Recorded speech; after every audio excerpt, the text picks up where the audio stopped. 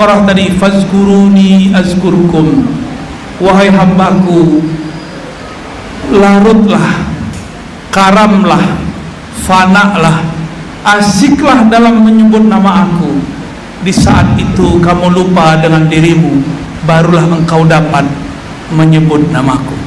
Mengenal diri dan mengenal Allah, itulah inti daripada belajar tasawuf.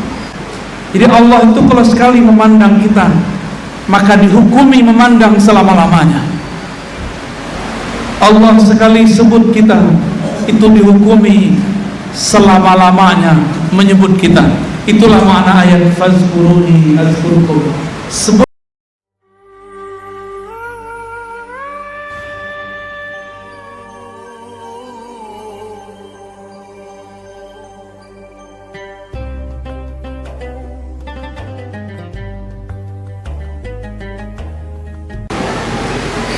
judul kita tentang tasawuf, ya, zikir dan tasawuf, ya. Saya nggak tahu deh judulnya, penting gitu ya. Bapak Ibu yang dimuliakan Allah, suatu kali Nabi SAW didatangi seseorang. Ternyata seseorang itu malaikat, memberikan 3 pertanyaan utama, tapi ada 2 pertanyaan tambahan. 3 pertanyaan pertama itu kita sudah hafal, saya pendek saja kisahnya. Apa itu Islam? Apa itu iman? Apa itu ihsan? Disingkat ya. Itu yang bertanya. Ternyata malaikat Jibril menyerupai seseorang laki-laki yang disebut Dihya Al-Kalbi. Dihya Al-Kalbi itu wajahnya mirip dengan Nabi Yusuf. Nabi Muhammad mengatakan Jamali Yusuf nisfu jamali. Yusuf itu wajahnya keren, wajahnya ganteng, gagah. Apalagi bahasa orang sini apa? Rancak. Sama Molik. bahasa saya. Molik. Iya, molik. Ya? Molik. Comel. Wajahnya begitulah. Apa kata Nabi? Itu baru separuh daripada hakikat keindahan wajah. Itu orang datang kepada Rasulullah SAW bertanya, Islam, iman, ihsan, lalu hari kiamat. Nabi jawablah, Islam itu amal zahir, dimulai dengan rukun pertama syahadat sampai terakhir haji. Semuanya amal zahir. Al-Islam melahirkan ilmu namanya fiqh. Fiqh ini yang bertahan ada 4 mazhab. Apa arti mazhab? Mazhab itu kumpulan kesimpulan para imam dari pemahaman mereka mengenai Alkitab dan Sunnah yang Nabi ajarkan. Maka mazhab bukan ajaran baru. Mazhab itu cuma kesimpulan karena umat tidak mengerti Quran, beliau simpulkan mana dari Quran yang bisa dipakai. Sungguh lebay, tahu lebay? Tahu. Sungguh lebay orang awam, gak pernah nyantri, gak pernah kuliah agama, lalu ngomong langsung saja kepada Alkitab. Saya bisa taruhan, Anda tidak akan paham sampai mati. Kenapa? Di Quran tidak ada cara sholat subuh 2 rakaat. Ada nggak? Di Quran tidak ada rukun 13. Ya, di Quran tidak ada cara untuk haji secara detail, tidak ada, semuanya di hadis. Hadis pun beragam.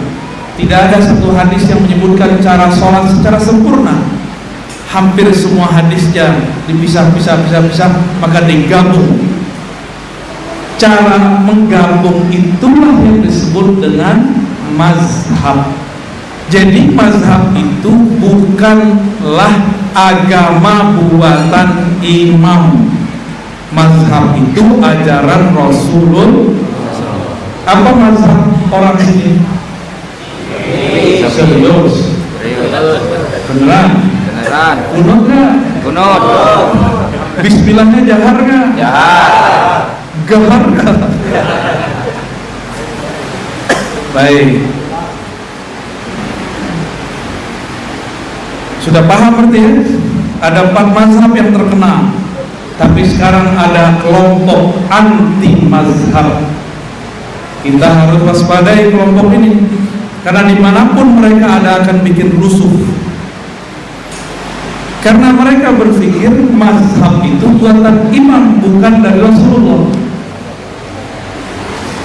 Itu kesalahan besarnya. Padahal imam-imam mazhab itu adalah guru daripada imam ahli hadis.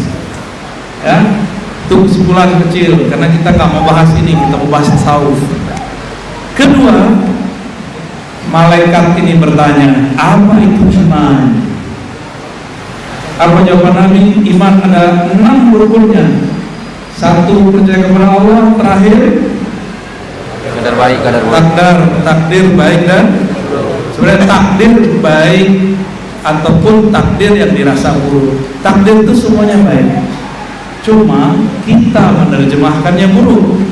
Corona itu baik atau buruk? Karena ada yang nanya, antum bilang baik. Coba yang nanya istrinya ya, buruk. Yang banyak temannya bilang buruk, tapi bagi saya itu baik. Kalau tidak ada corona, kita nggak ada taklim online, ya. Ya. Zoom nih. Kita selama online bisa jamaah di rumah dengan anak istri. Padahal dulu sibuk, sok sibuk. Berangkat pagi pulang sore, berangkat pagi pulang sore, budak fulus, budak pitih. Apa kata Nabi? Ta'iba abdud dinar, orang yang mencari-cari dinar, dirham, pitih, kepeng, ya. Abidan, ya, abdud dinar, maka dia akan ta'ibah, dia akan merasa lelah, dia pasti lelah. Baik dia dengan wajah keduniawiannya, ada orang yang cari dunia dengan wajah agamawannya. Nauzubillah min dzalik. Orang itu pun akan capek, akan lelah, sama. Ilmu ini melahirkan namanya ilmu akidah.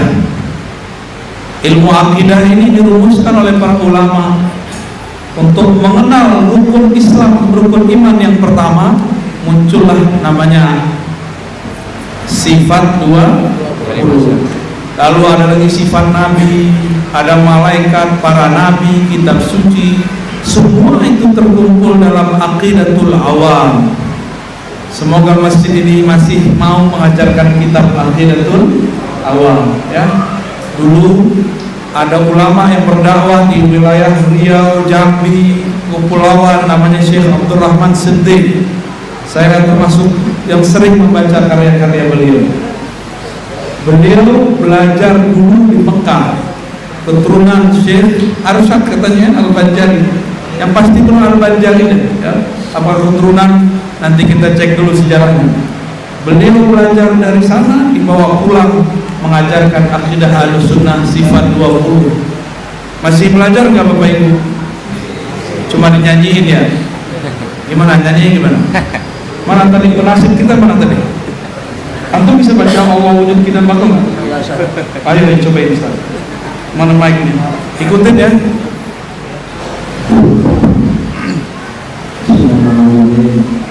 Wujud idam bako muhalafatul liwawali kiyamu binafsihi wadaniyah qur'atiyah ilmu hayat sama kasar kalam qadirun muridun alimun ayun samiun bahasirun qur'atalimun. Udahan. Ntar ya. Minum dulu lagi. Syukur.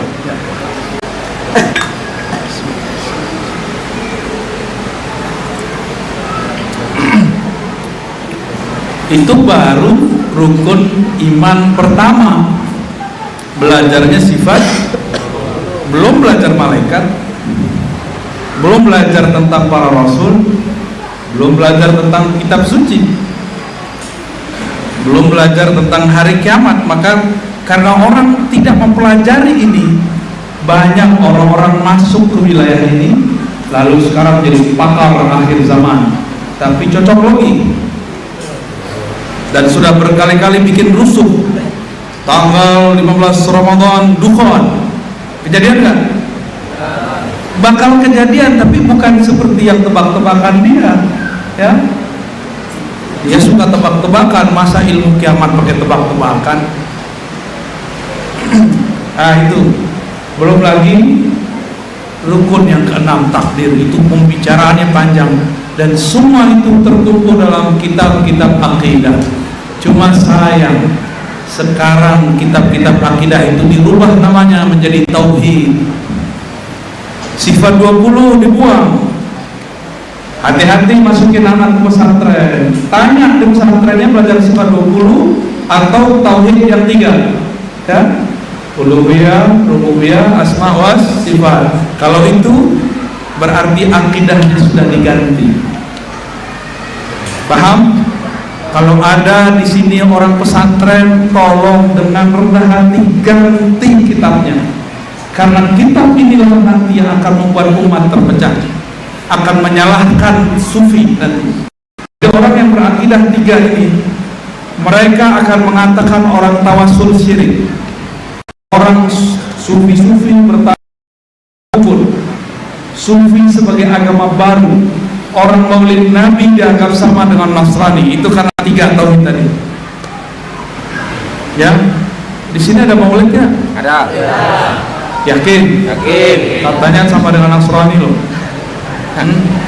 Mau? Ridho nggak digituin? Ya, harus ada eksekusinya. Ganti kajian-kajiannya. Ya, jangan iya aja tapi nggak ada eksekusinya. Baik, udah langsung kenceng aja ya. Maaf, udah keras saja. Terus yang ketiga pertanyaannya apa? Al-ihsan. Wahai Muhammad, apa itu ihsan? Apa jawaban Nabi sallallahu alaihi wasallam? Anta'budallah ka'annaka engkau mengenalnya, engkau menyembahnya seakan memandangnya. Nabi mengatakan taro, bukan tudrik. Itu 2 hal yang berbeda. Dalam surah Al-An'am, la tudrikuhul absar, dia tidak dapat diperoleh, dicapai oleh mata, oleh pandangan. Sedangkan di hadis ini ka'annaka tara, seakan engkau melihat. Tara dalam bahasa Arab bisa berarti dengan qalbu atau dengan ruh. Tapi kalau absar pasti dengan mata fisik. Allah tidak dapat dipandang dengan mata fisik, tapi dapat dirasakan dengan ruh. Itu maksudnya. Anta'budallah, maka kalimatnya anta'budallah. Anta'budallah ada tersembunyi di situ anta. Engkau menyembahnya, ka'annaka, seakan-akan engkau. Nah, ini ada fokus di kata engkau. Berarti engkau harus mengenal dirimu. Wahai yang menamakan dirinya engkau, aku harus kenal aku, itu baru bisa menyembah. Yang disebutkan di situ, fa in lam takun tara, jika engkau tidak dapat melihatnya, fa innahu yara, yakini saja, rasakanlah bahwa dia sedang memandang. Lain terasa, bisa ngerasain nggak? Soalnya saya lihat ada orang yang dengerin lagu Minang tadi ya, berarti dia bisa bahasa Minang tuh. Bapak Ibu yang melakukan Allah, ilmu ihsan ini bukan ilmu fisik. Fisik tadi fikih, ilmu iman ke akal, masuk ke kolbu, sampai kolbu berhenti. Ihsan ujung kolbu terus ke dalam ruh. Dulu saya keliru, saya mengira ihsan itu hanya di kolbu, ternyata dia tembus sampai ke dalam ruh. Itu 2 hal yang berbeda. Kalau orang belajar fikih, saja belajar hukum, tidak belajar ilmu ihsan, nanti dia suka nyalahin orang. Kalau dia mazhab Syafi'i, dia bilang sah batal, sah batal. Kalau dia anti mazhab, dia ngomong sunnah beda, ini bid'ah, ini batil. Jadi tadi pagi kita sholat di salah satu masjid di Payakumbuh. Saya menghilang, tiba-tiba nyampe di sini. Ada yang percaya? Rukun imannya ternambah.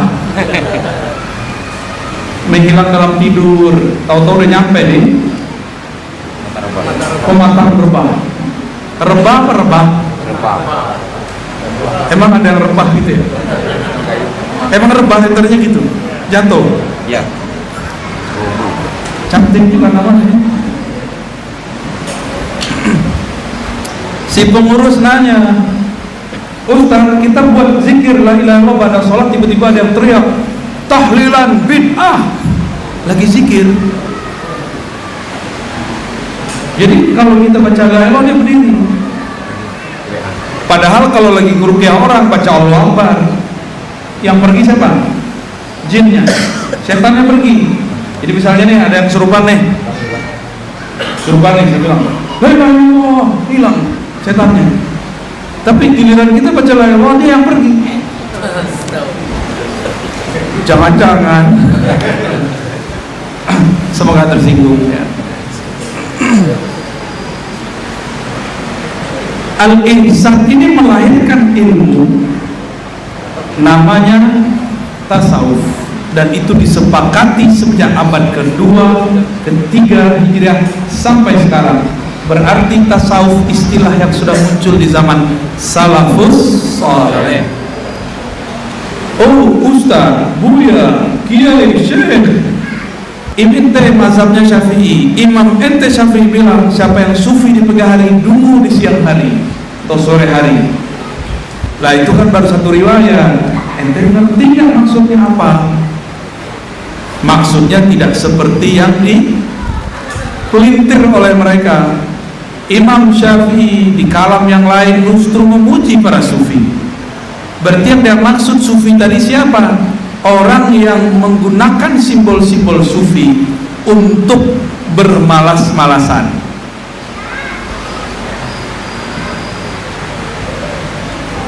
Ada nggak begitu? Menggunakan simbol-simbol sufi, misalnya tasbih pagi-pagi, orang kerja dia tasbih, ditanya, bro kerja nggak? Saya sufi.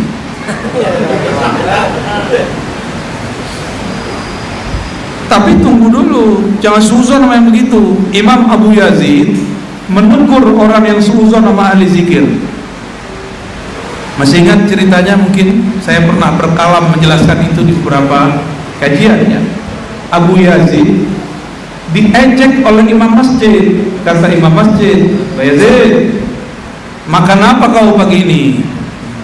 Orang kerja kau duduk di masjid, orang kerjanya nyangkul, kau malah putar-putar tasbih. Bisa makan pakai tasbih?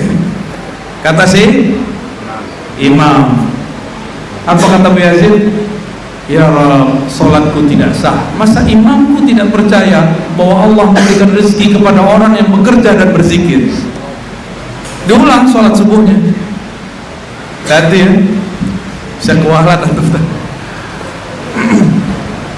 Abu Yazid asli sufi, kalbunya tidak nyangkut kepada duit, maka dia duduk di masjid hanya memikirkan bagaimana bisa berzikir.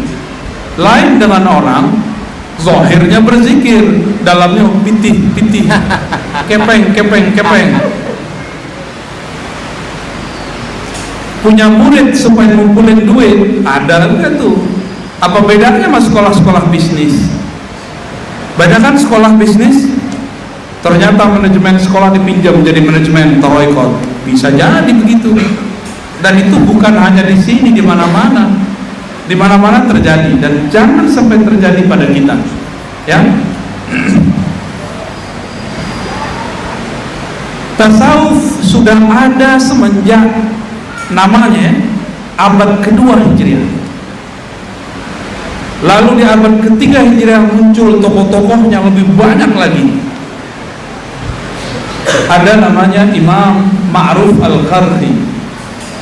Imam Ma'ruf Al-Qarhi berguru kepada Habib Al-Ujaimi atau Ajmi. Beliau berguru kepada Hasan Al-Basri daripada Ali bin Abi Thalib karamallahu wajhah. Karena kebanyakan tarekat sufi bersumber dari Sayyidina Ali, dituduhlah oleh kelompok yang benci kepada Sayyidina Ali bahwa tarekat sufi adalah Syiah. Hati-hati. Jadi mereka kalau kita sebut nama Ali mereka benci. Padahal hubbu Ali minal iman, cinta Ali bagian dari iman. Sebagaimana hubbul ansar minal iman, mencintai kaum Ansar bagian dari iman. Kenapa? Ali, Ansar, Abu Bakar, Umar, Utsman, sahabat Rasulullah, mencintai sahabat Nabi wajib bagian dari iman. Tapi mereka kita sebut silsilah kita kepada Sayyidina Ali, mereka marah.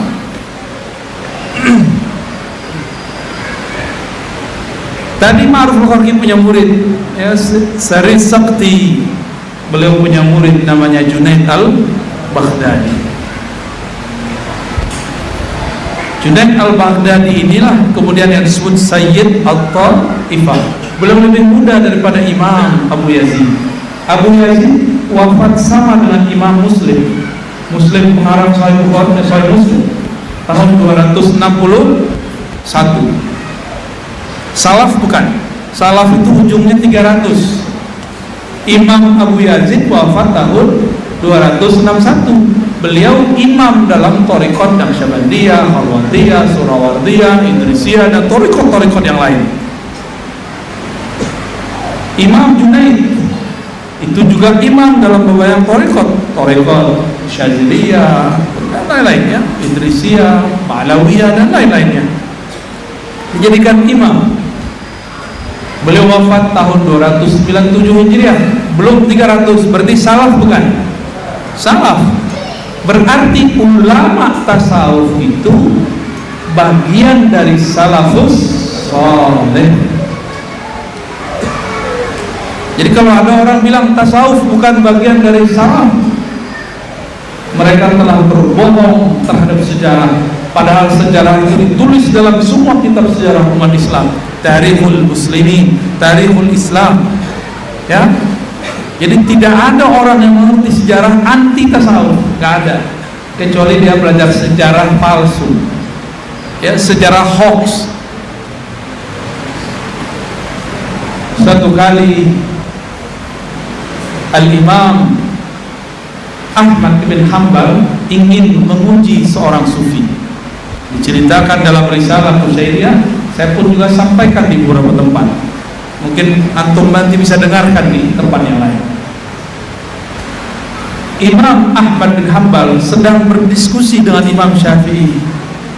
Apa kata Imam Ahmad bin Hanbal? Beliau menghafal ratusan ribu hadis. Bahkan di riwayat Imam Bukhari dikatakan dia hafal 500 juta hadis. 500 juta berapa itu? 500.000. Di riwayat yang lain 1 juta hadis. Tapi yang sahih 200 ribu. Beliau ahli dalil, kan sekarang zamannya mana dalilnya kan? Imam Ahmad ini orangnya dulu begitu waktu muda. Jadi yang ngomong mana dalilnya itu Imam Ahmad bin Hanbal versi muda. Sebelum beliau kemudian diskusi banyak dengan Imam Syafi'i. Lewatlah seorang sufi ahli zikir, kalbunya tetap berkoneksi dengan Allah Subhanahu wa taala, merasa dipandang oleh Allah Subhanahu wa taala. Kalbunya terus menyebut nama Allah, Allah. Tiba-tiba Imam Ahmad sapa, "Hei sufi, ta'al, kemarilah engkau. Saya hendak menanyamu beberapa hal." Apa pertanyaan Imam Ahmad bin Hanbal?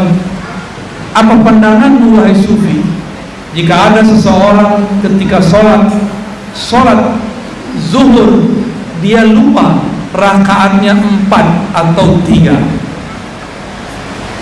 Dijawablah oleh sufi ini baru level biasa dia. Kata si sufi, "Wahai Ahmad, Imam Ahmad dipanggilan akrabnya Abu Abdillah. Wahai Abu Abdillah, jika seorang hamba lalai, lupa dia sholatnya 2, 3, atau 4 rakaat, berarti kolbunya tidak terhubung kepada yang menggerak-gerakkan kolbu. Maka orang ini harus diajarkan cara mengenal kolbu dan berzikir kepada Allah di dalam kolbu. Imam Ahmad mendengarkan itu langsung pingsan, fakharra, ya, langsung sa'id, jatuh. Dia sadar. Imam Syafi'i colek, apa kataku? Kata Imam Syafi'i tadi, kalau ada sufi lewat jangan kamu uji-uji, kebakar tar, ya. Dulu ujinya begitu, kalau sekarang ujinya lain, ujinya pakai batin. Hati-hati antum, ya, bisa mental-mental 1000 kali ntar, ya. Ngambil berkah boleh, nguji-nguji jangan, ya. Husnuzon wajib, su'uzon haram. Paham? Masa sufi, masa belajar tarekat ngukur-ngukur makom orang, ya? Itu nggak benar, itu bukan sufi. Baru belajar kebatinan tapi atas nama tarekat. Hati-hati, beda-beda tipis.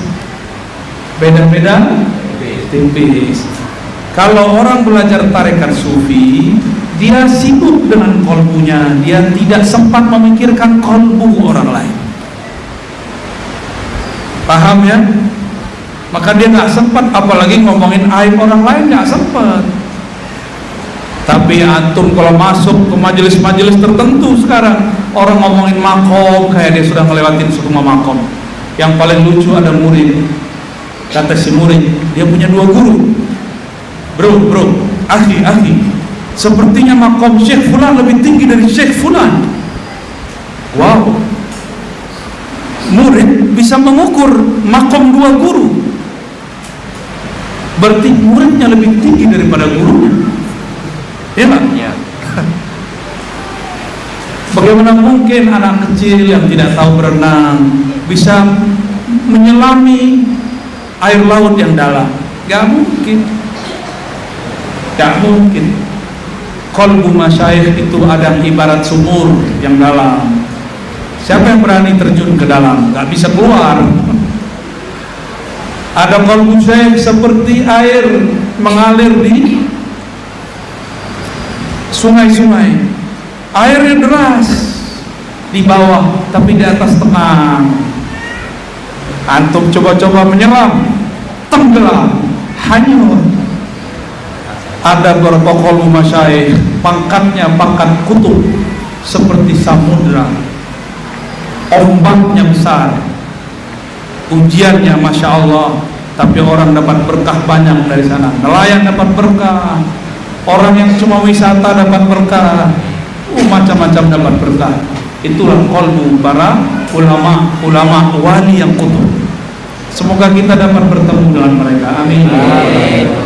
Orang berpangkat gelar-gelar tarekat belum tentu sampai ke makom itu. Kadang-kadang Allah sembunyikan mereka di antara orang-orang biasa, bahkan disembunyikan dalam terang. Inilah yang paling rumit, Allah menyembunyikan dalam terang. Jemaah yang dimuliakan Allah, ilmu tasawuf melahirkan metode-metode dalam mengenal diri dan mengenal Allah. Itulah inti daripada belajar tasawuf, mengenal diri lalu mengenal Allah. Zikir nomor 2, talqin nomor 3, suluk nomor 10. Kenal dulu baru suluk, jangan suluk dulu baru kenal. Nggak ada nilainya nanti.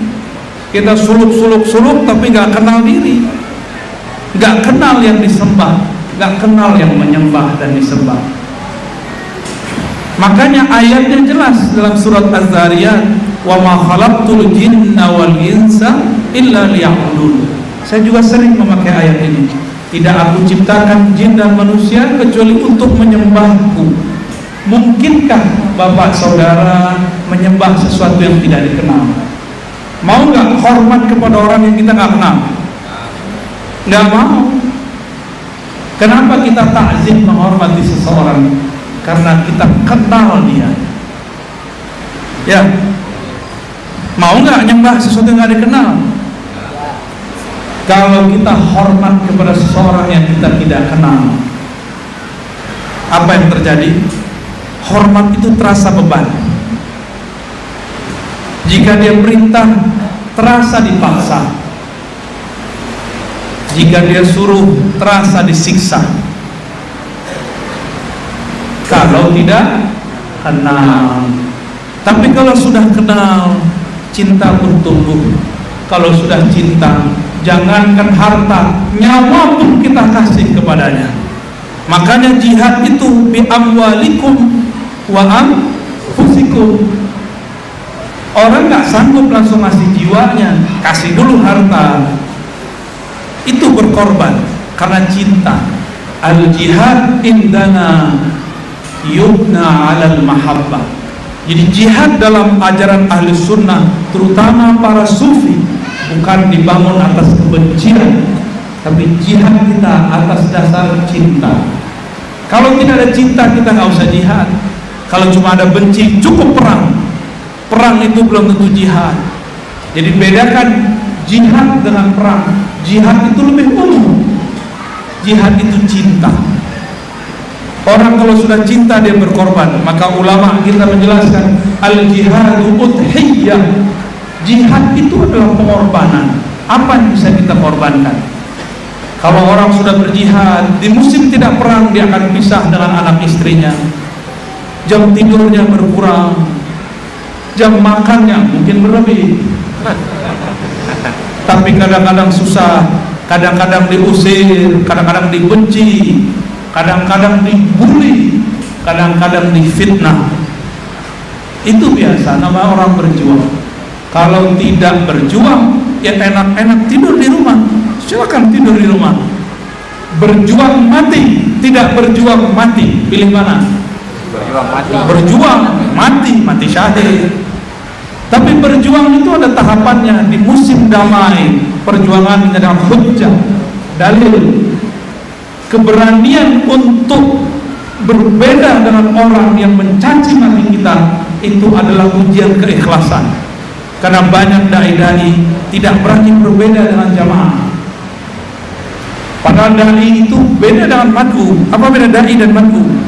Dai itu yang mengajar, dai itu yang mempengaruhi, bukan yang dipengaruhi.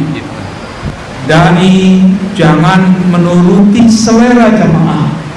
Dai harus buat menu-menu baru yang segar untuk jamaah. Itu kalau qalbunya terhubung kepada Allah Subhanahu wa ta'ala, ya. Itulah yang dikatakan di Quran, la yakhafuna laumata la'im. Mereka tidak takut cacian orang mencaci, pembulian orang yang membuli, fitnah orang yang memfitnah, opini orang yang buat isu. Kita nggak usah takut. Jadi mohon kalau ada para artis yang hadir, hidupkan majelis ahlu sunnah kembali. Oh nanti jamaah kita bubar. Insya Allah nggak bubar kalau antum istiqomah. Emang jamaah langsung ramai? Kan enggak. Buat 2 orang dulu, 3 orang. Kami melakukan itu bertahun-tahun. Ngaji 1 orang, ngaji 2 orang, 10 orang, 100 orang, baru kemudian jadi ramai. Supaya kita tahu rasanya berjuang. Dulu awalnya pasangan kita nggak ridho kita tinggal, sekarang ridho kita tinggal. Anak-anak kita protes kita keluar, sekarang dia malah nyuruh, Abi kenapa tidak ngajar? Nanti akan ada masa-masa seperti itu. Maka Bapak Ibu yang berkat Allah, ini mumpung masih zaman aman, masa masih damai, jihadnya agar lebih santai. Tapi pikiran kita yang capek karena bermain di media. Siap berjihad. Jihad hujjah. Jihad apa? Hujjah. Jihad opini. Ya. Bapak Ibu yang bukan Allah, dari tasawuf muncullah teknik-teknik untuk mendapatkan ihsan. Jadi tasawuf itu bukan belajar kebatinan. Tasawuf itu bukan belajar perdukunan. Tasawuf itu tidak ada kaitan dengan gila. Tasawuf itu tidak ada kaitan dengan sakti, tidak ada. Tasawuf itu engkau ibadah seakan memandangnya. Jika tidak, dia rasakan dia memandangmu. Ada nggak di situ kesaktian? Nggak ada. Jadi kalau belajar tasawuf tidak sakti, tidak masalah ya. Jadi jangan kecewa Bapak Ibu, belajar zikir tidak sakti. Tapi tenang, kita dekat dengan yang maha sakti. Pilih mana? Antum sakti tapi jauh dari yang maha sakti, atau antum tidak sakti, kita tidak sakti, tapi yang maha sakti menjaga kita, mencintai kita. Bapak Ibu, ini ilustrasi. Kalau kita sakti, kita jagain orang. Kalau kita tidak sakti tapi dekat dengan yang maha sakti, kita tinggal tidur di rumah, dia menjaga rumah kita. Mau jadi jaga rumah atau yang dijaga? Maka dekat-dekatlah kepada Allah. Cukup katakan, nahnu ibadullah, kami hanya hamba Allah, kami tidak sakti, makom kami tidak tinggi, ahwal kami sedikit, ilmu kami tidak banyak, zikir kami juga belum seberapa. Tapi Engkau ya Allah, jika Engkau menyebut nama kami sekali saja ya Allah, itu sudah cukup bagi kami seumur hidup ya Allah. Jadi Allah itu kalau sekali memandang kita, maka dihukumi memandang selama-lamanya. Allah sekali sebut kita, itu dihukumi selama-lamanya menyebut kita. Itulah makna ayat fazkuruni azkurkum. Sebutlah aku, ingatlah aku akan menyebutmu. Itu terjemahan. Dibalik, duluan mana kita sama Allah? Duluan mana Pak? Ustaz? Allah. Serius Ustaz? Saya zikir nih, la ilaha illallah. Duluan mana saya zikir atau Allah yang zikir?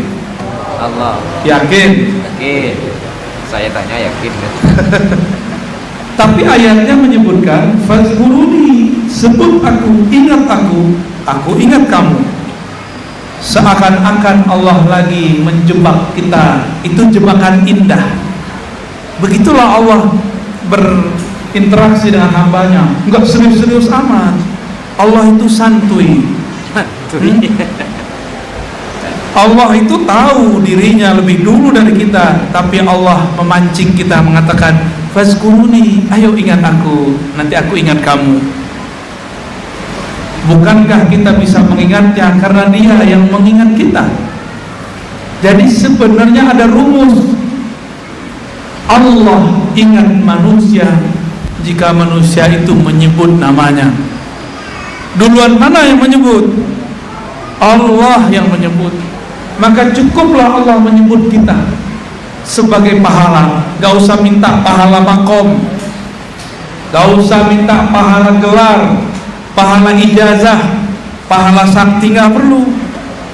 Ustaz, Buya, saya mau belajar zikir supaya hati tenang. Itu kecil ya. Ustaz, saya punya bisnis, mohon didoakan dengan zikir. Itu kecil. Ustaz, toko saya diserang orang. Siapa yang serang? Semut. Pakai zikir kecil. Masalahnya antum merasa sok berzikir. Coba kalau kita katakan, ya Allah, hanya Engkaulah yang menggerakkanku berzikir,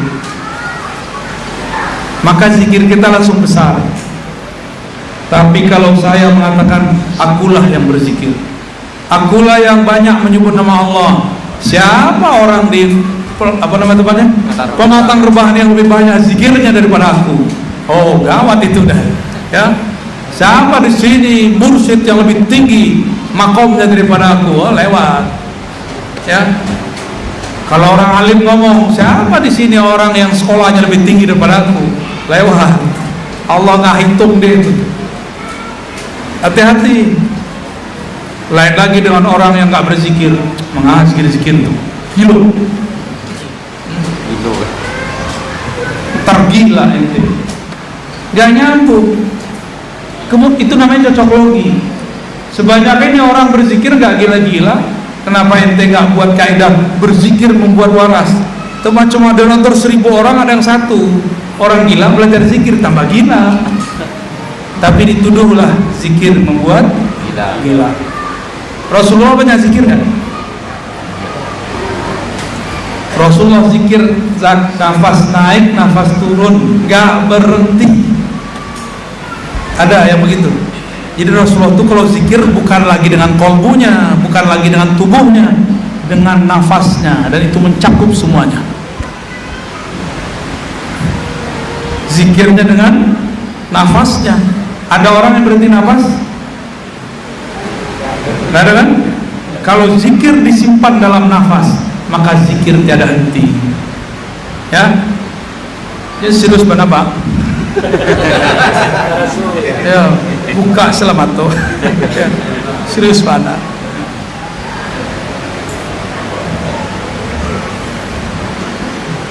Nabi Shallallahu Alaihi Wasallam adalah orang yang paling banyak berzikir, dan tidak ada kita yang berzikir sebanyak beliau. Maka ikutilah cara-cara beliau. Zikir itu ada yang diriwayatkan oleh ahli hadis, ada yang diriwayatkan oleh ahli fikih, ada yang diriwayatkan oleh ahli tasawuf. Cuma ada kelompok yang memaksa hanya versi dia. Dia bid'ahkan zikir kita, dia buat zikir baru, namanya zikir pagi sore. Pada zikir pagi sore itu juga kumpulan dia. Dia katakan torikot kita bid'ah, padahal dia buat bid'ah baru. Nabi tidak pernah menyebut zikirnya zikir pagi sore.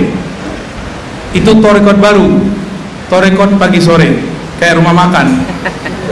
Ada nggak rumah makan pagi sore?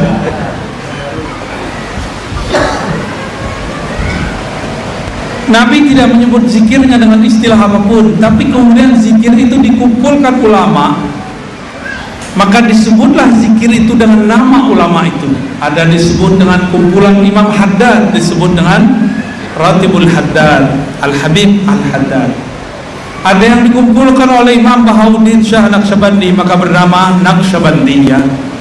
Ada yang dikumpulkan oleh Imam Al-Attas, maka bernama Ratibul Attas.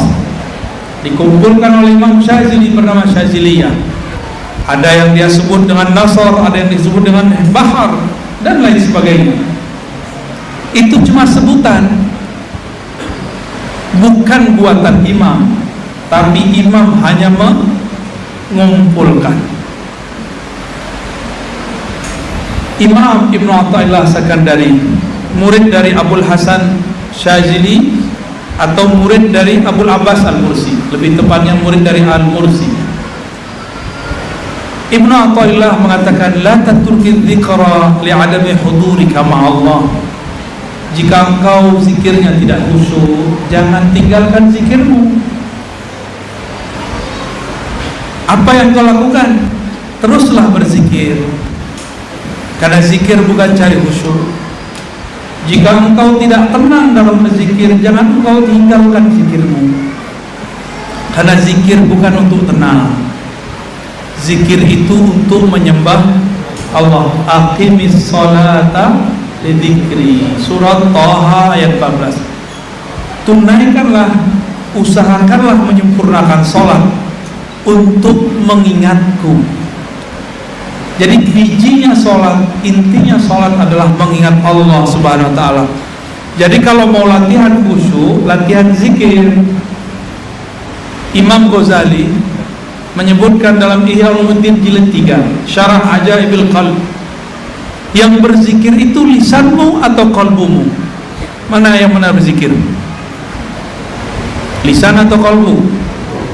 Beneran? Udah belajar belum? Baru zikir-zikan kan?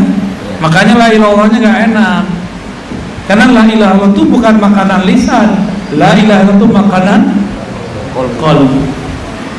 Maka harus mengetahui kemana zikir ini mau diarahkan kalau ingin menikmati zikir la ilaha illallah. Karena Nabi mengatakan Allah mengharamkan orang yang membaca zikir la ilaha illallah dengan jiwanya atau qalbunya. Berarti harus belajar dua metode zikir. Zikir dengan nafs, jiwa, zikir dengan qalbu. Ada dua metode zikir. payah Ustaz, yang simple lah Ustaz.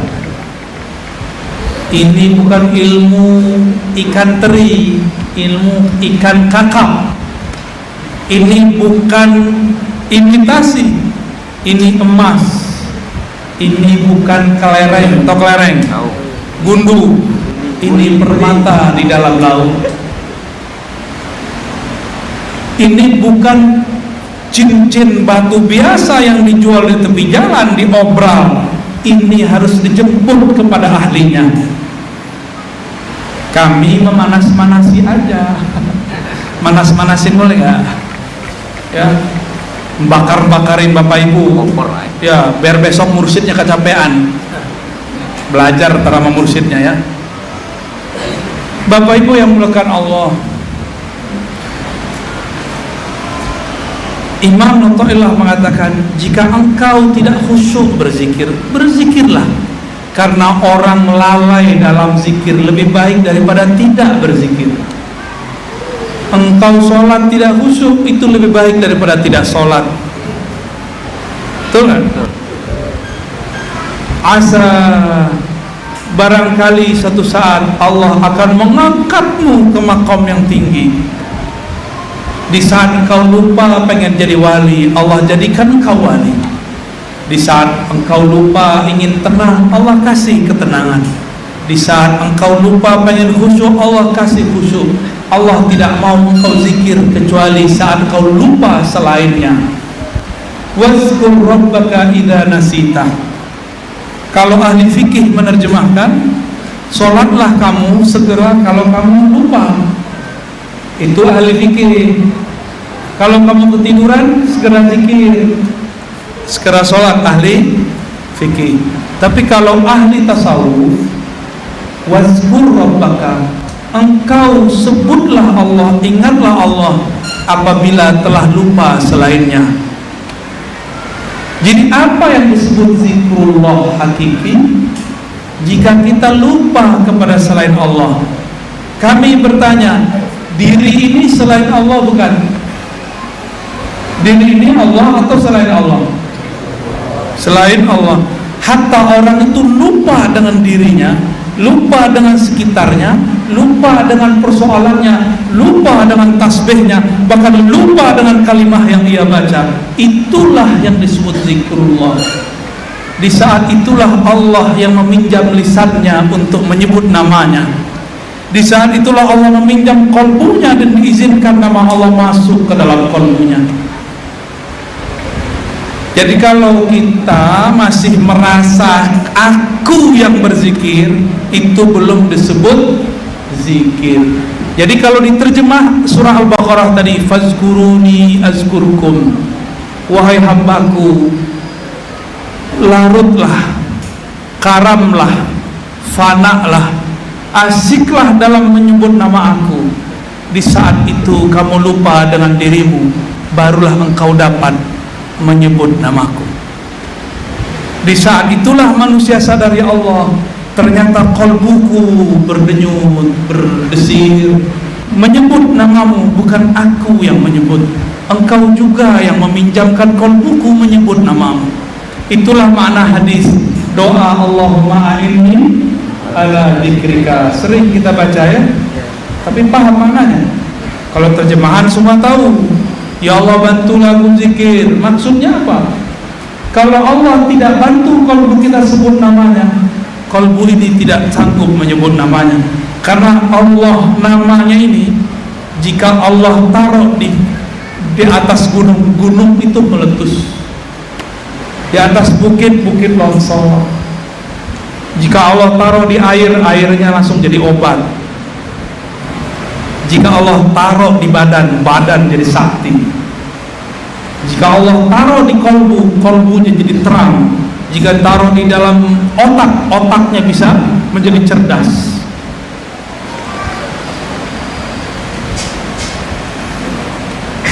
Terserah mau taruh di mana nih. Tapi siapa yang meletakkan, menaruhnya? Allah juga.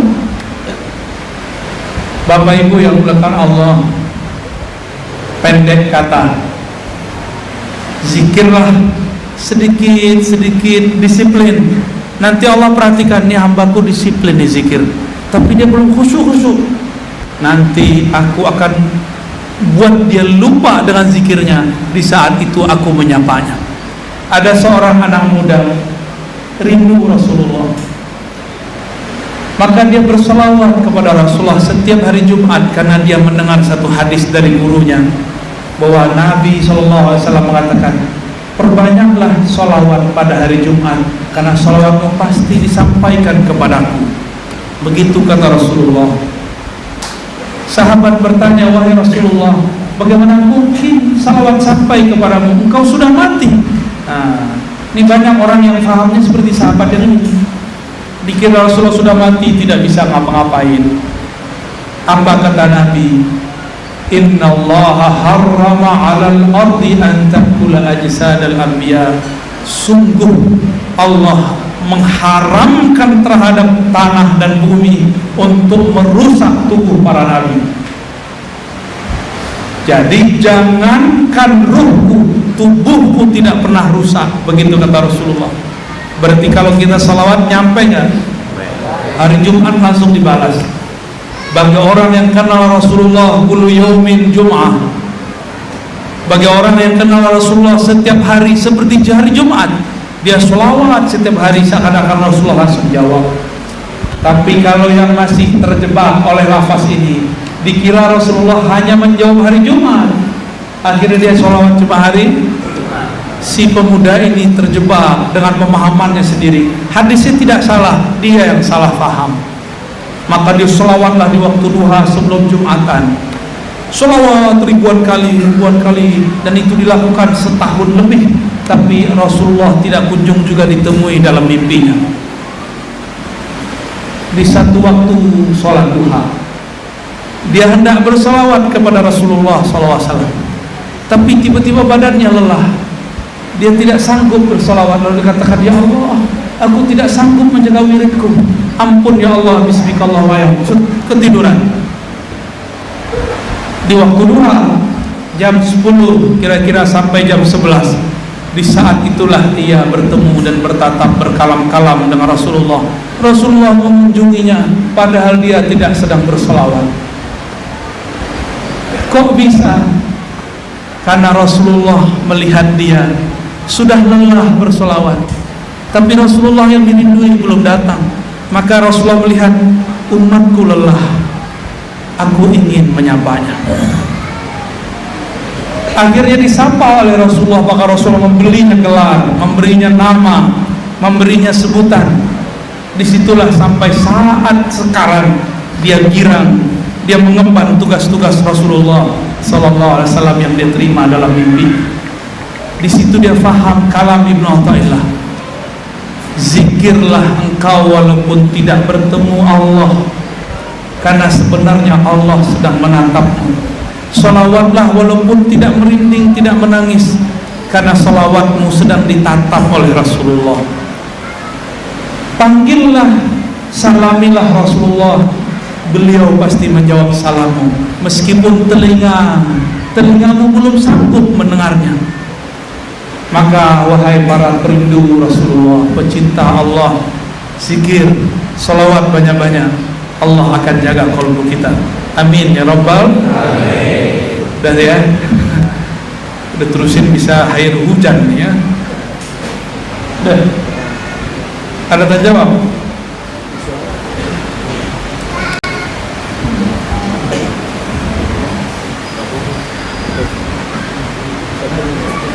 Antum aja bacain. Baik, kita kalau ada pertanyaan mohon dicatat, serahkan kepada kami. 3 pertanyaan, ini ada 1. Pak, Oke.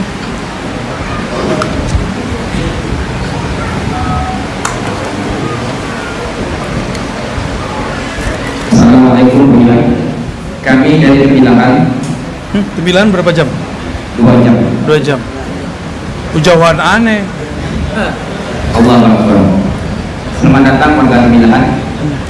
Kami dari Tembilahan semoga Buya sehat walafiat selalu dan bisa segera bersilaturahmi ke Teminahan. Insya Allah. Diundang, makanya diundang ya Ustaz. Insya Allah. Pertanyaan, bolehkah amalan-amalan di Telegram Ribat Raunaniyah kami amalkan, khusus Dalail Khair? Kemudian yang kedua, mohon diijazahkan Buya selawat ahadiyah. Ini jamaah Thariqah YouTuber ya. Nonton di YouTube. Itu salah satu rekod bid'ah di zaman ini ya. Wirid-wirid yang sudah kita kumpulkan di Ribat, lalu ada PDF-nya, itu boleh diamalkan, ijazahnya ammah dan khusus bagi orang hadir malam ini saya ijazahkan khassah. Di dalamnya ada Ratibul Haddad, Wirdul Latif, Ratibul Attas, Hizib Nasar, ada yang dinamakan Haikalul Ma'arif, dan ada beberapa zikir-zikir lain. Silakan diamalkan, minimal satu rutin daripada banyak, tapi sesekali. Ambil satu dulu, dikit-dikit, jangan banyak-banyak ya, nanti keracunan. Sholawat ahadiyah, yaitu sholawat dengan menyebut nama zat, yaitu Ahad. Allahumma ya Ahad, sholli ala Ahmad. Itu intinya. Siapapun yang mengamalkan, silakan diamalkan, karena itu adalah sholawat azaliyahnya Allah. Ahad, Ahmad, itu azali ya. Sekarang masa namanya hadis, alam baru, alam nyata. Di masa sebelumnya Allah berselawat kepada Nabi Muhammad dengan mengatakan Ahmad ya. Itu silakan diamalkan ya. Nanti ada lanjutannya. Allahumma ya Ahad sholli ala Ahmad, Allahumma ya Ahad sholli ala Muhammad, Allahumma ya Ahad sholli ala al-Mahdi khalifatika ya Ahad. Di belakangnya ada kalimat Mahdi. Harapannya semoga kita nanti dijaga oleh Allah dan dijadikan orang-orang yang berjuang bersama Imam Al-Mahdi. Amin ya rabbal alamin. Baik, selanjutnya 3. Assalamualaikum Buya. Izin bertanya Buya, kami dari Keminahan Injil. Ada suatu keadaan hati merasa nikmat ketika berzikir, namun di titik tertentu ada pula muncul semacam perasaan atau merasa bangga karena telah mencapai tahapan itu. Apakah perasaan bangga itu merusak ibadah hati, dan bagaimana menghilangkan perasaan bangga itu? Nah, ini yang saya katakan Bapak Ibu, suluk itu nomor 10. Yang pertama ngaji ya. Yang pertama itu mengerti dulu ilmunya, baru zikir. Jangan zikir dulu baru. Kalau orang tidak belajar ilmu kolbu langsung zikir, apa yang terjadi? Jika terjadi suatu dalam kolbunya, dia girang, dia bangga dengan pencapaian kolbunya, dan itu berbahaya. Disebut nanti ujub atau tafakhur, merasa diri sempurna. Oleh karena itu, hampir semua musik di zaman kita ini, sebelum kita ini, dulu ada di Riau namanya Syekh Abdul Wahab Rokan, pindah ke Medan ya. Ada Syekh Abdul Ghani. Di Sumatera itu ada Syekh Abdul Wahid As-Salihi, Ibrahim Fahati, Muhammad Tahir. Itu mereka semua mengajarkan satu kitab, judulnya Ihya Ulumuddin. Khusus kalau yang mukhtasar bab 21 sudah ada terjemahannya. Silakan kawan-kawan membacanya. Di situ ada ilmu tentang kolbu. Beliau kemudian menyebutkan kelemahan-kelemahan kolbu, kelebihan-kelebihan kolbu. Salah satu kelemahannya adalah merasa ujub, merasa diri sesuatu. Lalu ada namanya sum'ah. Sum'ah itu girang karena bisa melakukan sesuatu, mendapat sesuatu, lalu melakukan sharing tanpa adab. Sharing, jadi menceritakan pengalaman zikir kepada orang yang bukan ahlinya. Itu namanya sum'ah. Sum'ah di masa Rasulullah lebih sulit, sum'ah zaman now lebih mudah. Tinggal diposting tuh, posting di Facebook, di Instagram, WA. bahkan banyak yang posting di YouTube. Nauzubillah min dzalik.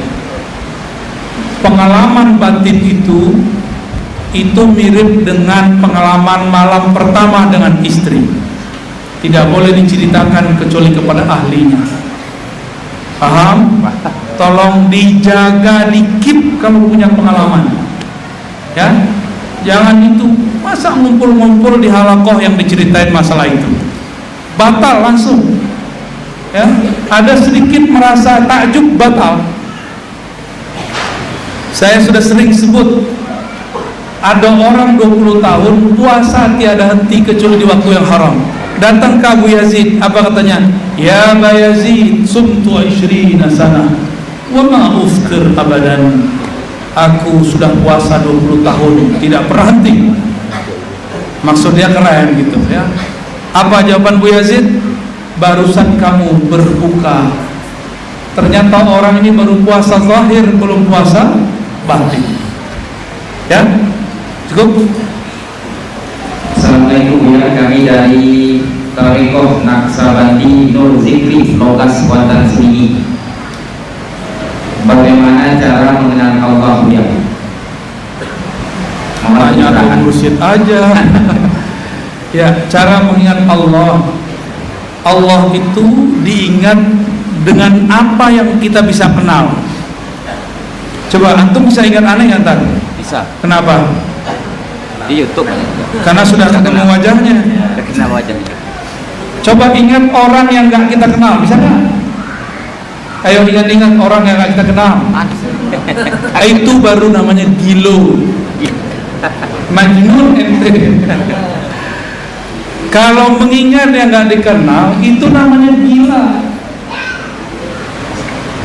Mengingat itu sesuatu yang dikenal. Kenali dulu dia.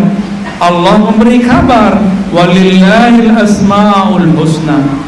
Walillahil asmaul husna. Allah punya nama-nama yang indah. Nama-nama yang indah itu terkumpul dalam satu nama, Allah.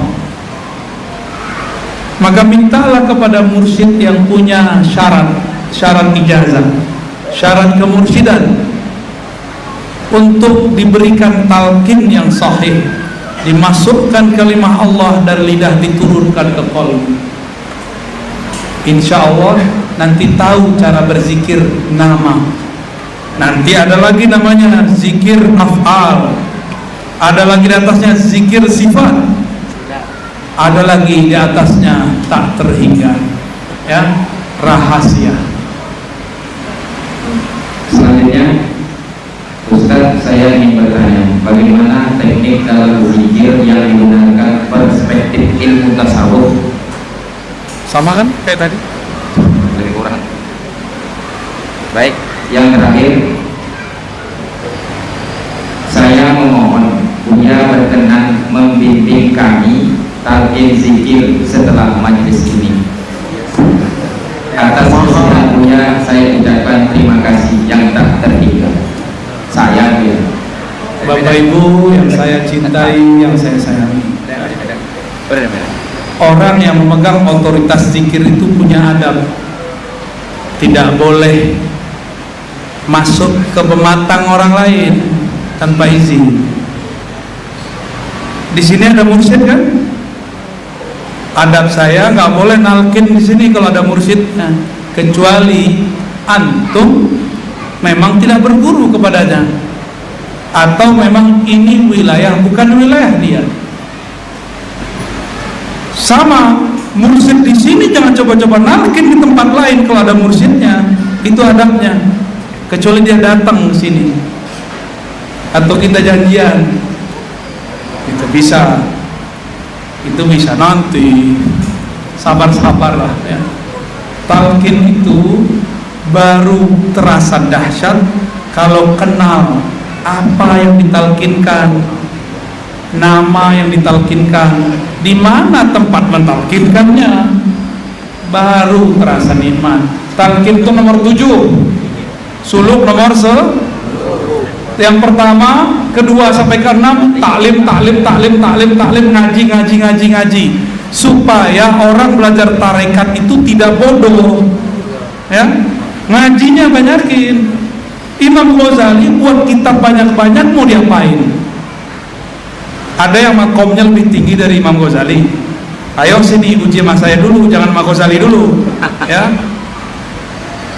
Ada yang lebih tinggi dari Ghazali. Ghazali itu mengajarkan zikir qalbu, Allah di qalbu. Tapi dia berikan perangkat ilmu yang canggih sehingga orang faham bagaimana rahasianya. Maka siapapun yang ditalkinkan Ghazali jadi wali, itu seharusnya yang terjadi. Ini diberi talkin malah galau, ya. Guruku bener kan nih, mursyidku jangan-jangan PA nih. Jangan-jangan begitu, malah jadi juri, ya. Kayaknya talkinnya kurang kena nih, ya. Pelan-pelan, ya, pelan-pelan ngaji aja dulu.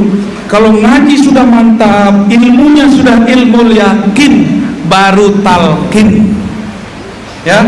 Jadi saya balik metodenya, nggak talkin dulu, nggak baiat dulu, ngaji dulu, itu yang benar. Apa dalilnya? Dalilnya surat Muhammad, fa'lam annahu la ilaha illallah. Fa'lam dulu baru annahu la ilaha. Apa kata Imam Bukhari menjelaskan ayat ini pakai judul kitab aja, apa kata beliau? Al-ilmu qabla al-qawli wal amal. Berilmu dulu baru ngomong, baru beramal, jangan dibalik.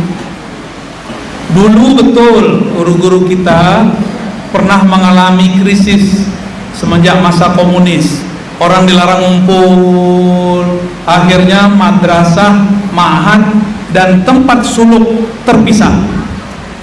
Banyaklah pemimpin-pemimpin suluk tidak bisa baca kitab. Banyak. Sekarang kan sudah mulai bangkit. Akhirnya dulu guru-guru kita kalau ditanya, Buya, Syekh, Tuan Guru, mana dalilnya? Gitu kan? Apa kata si guru? Beramal salah. Ya, Beramal aja lah. Banyak tanya, suul adab. Bukan begitu. Itu dulu. Sekarang kalau ada orang nanya mana dalilnya, kita jabanin, kita jawab, kita layani orang begitu, karena dia sedang syak. Orang ini sedang ingin memantapkan fa'lam, maka ketahuilah, maka cari tahulah, maka berilmulah dulu, baru ngomong, baru beramal, jangan dibalik.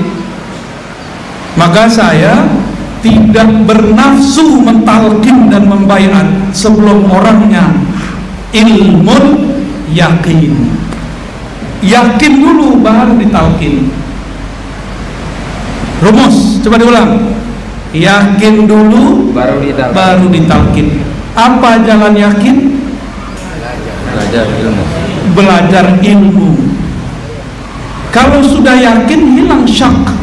Kalau sudah syak, satu nama disebut di kolbu, bergetar seluruh tubuh.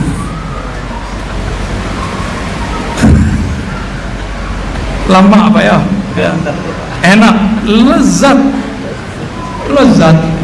sekali zikrullah itu. Lebih nikmat daripada jatuh cinta kepada seseorang. Ya. Udah cukup? Udah. Alhamdulillah. Udah jam 9 ya. Bapak Ibu yang berkahan Allah, mohon maaf. Semoga banyak yang tersinggung. Semoga banyak yang tersentuh, maksudnya ya. Semoga banyak yang tersentuh. Amin ya rabbal alamin. Mohon maaf jika ada kata yang tidak tepat. Mohon maaf jika ada yang merasa digurui. Memang kursinya kursi guru, ya. Maka ngomongnya ala guru. Kalau saya duduk dewa, saya nanya, ya. Mohon maaf jika ada kalam yang kurang tepat kami sampaikan. Kesempurnaan hanya milik Allah SWT. Mari kita tutup dengan baca doa Al-Fatihah.